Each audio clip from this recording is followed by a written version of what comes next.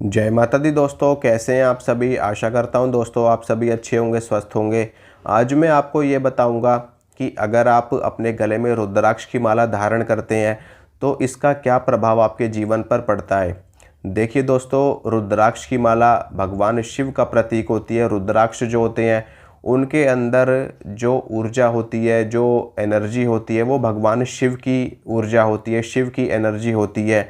अब रुद्राक्ष की माला विशेष रूप से जो शैव संप्रदाय के उपासक होते हैं या उनसे जुड़े हुए होते हैं या शाक्त संप्रदाय के जो लोग होते हैं वो लोग रुद्राक्ष की माला विशेष रूप से धारण करते हैं।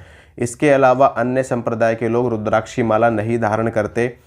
तो जो रुद्राक्ष होता है उसे आप शिव का प्रतीक मान सकते हैं, भगवान शिव का प्रतीक मान सकते हैं और उसके स्वरूप में आप धारण कर सकते हैं। रुद्राक्ष की माला बहुत शक्तिशाली माला होती है जो किसी भी तरह की नेगेटिव एनर्जी को तुरंत ख़त्म करने में सक्षम होती है। रुद्राक्ष की माला अगर आप धारण कर लेते हैं तो आपके चारों तरफ एक सुरक्षा चक्र बन जाता है। आपका जो आभा मंडल होता है वो पॉजिटिव शक्ति से भर जाता है, पॉजिटिव ऊर्जा से भर जाता है और कोई भी नकारात्मक शक्ति, नेगेटिव शक्ति आपको छू भी नहीं सकती। लेकिन जो रुद्राक्ष की माला आप धारण करेंगे वो ऐसे ही आपको धारण नहीं करना। अगर आप ऐसे ही धारण कर लेंगे तो उसका कोई प्रभाव आपके ऊपर नहीं पड़ेगा। वो सिर्फ एक जस्ट आप उसको सिर्फ माला ही मान सकते हैं। अगर आप चाहते हैं कि आपके जीवन में चमत्कारिक रूप से बदलाव हो जाए और आपके जीवन की समस्याएं ख़त्म हो जाएं, परेशानियां ख़त्म हो जाएं, मुसीबतें ख़त्म हो जाएं, आपके शत्रुओं का नाश हो जाए, आपके काम बने, तो इसके लिए आपको रुद्राक्ष की माला को जागृत करना है। रुद्राक्ष की माला को ऊर्जावान बनाना है, उसको शक्तिशाली बनाना है, तभी वो माला आपके लिए विशेष रूप से काम करेगी। नहीं तो वो एक सामान्य माला की तरह रहेगी जिसको आप धारण करेंगे तो उससे आपको थोड़े बहुत बेनिफिट्स मिल जाएंगे, क्योंकि वो रुद्राक्ष की माला है, भगवान शिव का प्रतीक है और कुछ ना कुछ ऊर्जा उसमें ज़रूर होती है। लेकिन अगर आप उसको जागृत कर लेते हैं तो वो एक अलग ही तरीके से आपके लिए काम करनी शुरू कर देती है। जागृत आपको कैसे करनी है मैं उसका पूरा प्रोसीजर आपको बताता हूँ इसी वीडियो में। वैसे मैंने एक प्रॉपर वीडियो भी बना रखी है, कोई बात नहीं, मैं आपको दोबारा से बता देता हूँ। देखिए, रुद्राक्ष की माला सबसे पहले आपको लेकर के आनी है जो कि ओरिजिनल होनी चाहिए, डुप्लीकेट माला नहीं होनी चाहिए।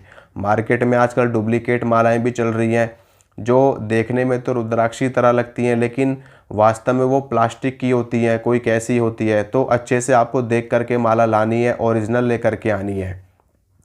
माला लेकर के आप आओगे तो ये जो जागरण का समय है ये आप कब करोगे, ये आपको करना है या तो शुक्ल पक्ष के सोमवार के दिन, या फिर आप महाशिवरात्रि पे ये कार्य कर सकते हैं, दिवाली पे आप ये कार्य कर सकते हैं, होली पे आप ये कार्य कर सकते हैं, या फिर आप नवरात्र काल में भी ये कार्य कर सकते हैं माला को जागृत करने का।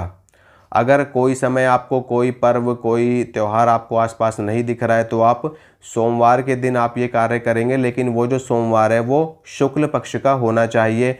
या फिर जो महाशिवरात्रि, जो शिवरात्रि आती है हर महीने जिसे हम शिव चतुर्दशी भी कहते हैं, उस दिन भी आप ये कार्य कर सकते हैं, लेकिन करेंगे तो शुक्ल पक्ष वाले में ही करेंगे, कृष्ण पक्ष वाले में नहीं करेंगे। तो आपको करना क्या है कि सबसे पहले तो आपको शुद्ध हो जाना है, स्नान कर लेना है, शुद्ध वस्त्र आपको धारण कर लेने हैं, आसन के ऊपर आपको बैठ जाना है। अपने सामने आपको एक वस्त्र बिछा करके लाल रंग का या पीले रंग का वस्त्र आपको बिछाना है और उसके ऊपर आपको अपनी माला को स्थापित करना है।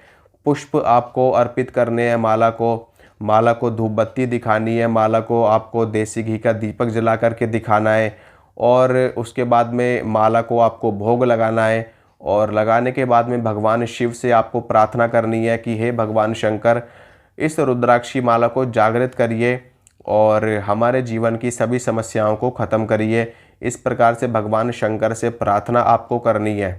प्रार्थना करने के बाद में फिर आपको क्या करना है कि उस माला को आपको ले लेना है, माला को तिलक वगैरह कर देना, पुष्प अर्पित करना, मतलब माला का पूजन आपको करना है पूरा पंचोपचार से, दशोपचार से, षोडशोपचार से, जैसे आप कर सकते हैं, जितना आपका सामर्थ्य है। अपने सामर्थ्य के अनुसार माला की पूजा करनी है और साथ में भगवान शिव की भी पूजा आपको करनी है।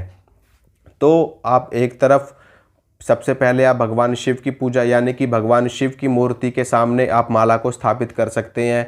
नहीं तो आप माला को भी अलग से स्थापित कर सकते हैं और भगवान शिव की मूर्ति आपके अपने पूजा घर में तो होगी ही होगी।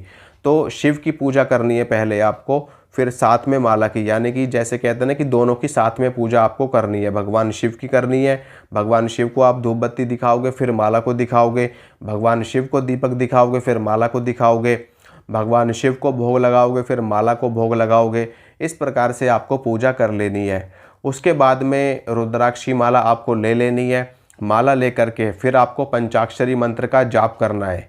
पंचाक्षरी मंत्र का आपको 11 माला जाप करना है। ओम नमः शिवाय इस मंत्र का 11 माला आपको जपनी है। 11 माला जपने के बाद में उस माला को भगवान शिव के चरणों में ही आपको अर्पित कर देनी है। फिर भगवान शिव से आपको हाथ जोड़ करके प्रार्थना करनी है, उनसे विनती करनी है, अपनी गलतियों की उनसे क्षमा मांगनी है और प्रार्थना करने के बाद में आपको माला लेनी है और माला अपने गले में तुरंत आपको धारण कर लेनी है। ये क्रिया करने से आपकी माला जागृत हो जाएगी, सिद्ध हो जाएगी और आपके लिए कार्य करना शुरू कर देगी।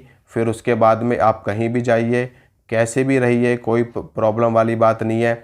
लेकिन अगर आप जैसे कि किसी के मरने में जा रहे हो, कहीं जा रहे हो, तो माला को आप निकाल दीजिए, नहीं तो आपकी माला फिर अशुद्ध हो जाएगी। उसके बाद में फिर दोबारा से आपको ये क्रिया करके माला को जगाना पड़ेगा, उसको शुद्ध करना पड़ेगा। फिर उसके बाद में दोबारा से आप धारण कर सकते हैं।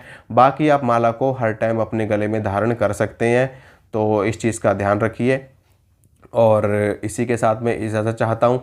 अगर आपको मेरे द्वारा दी गई जानकारी अच्छी लगती है, पसंद आती, तो वीडियो को लाइक करना, शेयर करना और चैनल को ज़्यादा से ज़्यादा सब्सक्राइब करना। मिलूँगा आप सभी से अगली वीडियो में। जय माता रानी की।